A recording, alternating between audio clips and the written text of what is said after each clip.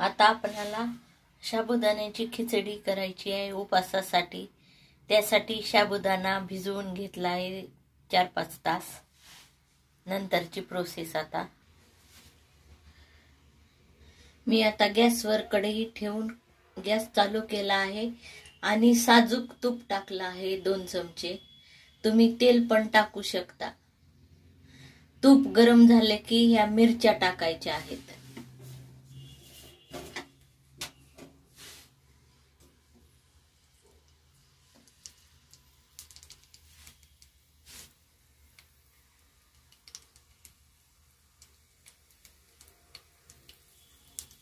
आता मिरच्या तडतडल्या की त्यामध्ये साबुदाणा टाकला आहे आणि शेंगदाण्याचं कूट टाकलं आहे।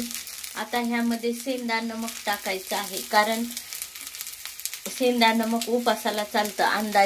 अंदाजे सेंधा नमक टाकायचं आहे आणि नंतर मिक्स करायचा साबुदाणा।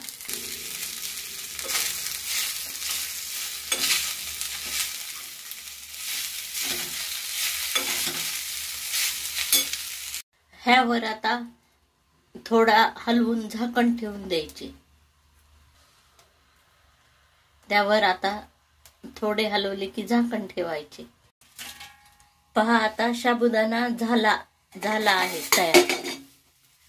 ज्यावेळेस साबुदाणा तयार होतो त्यावेळेस त्याचा कलर बदलतो। हा साबुदाणा आता खाण्यासाठी तयार झाला आहे।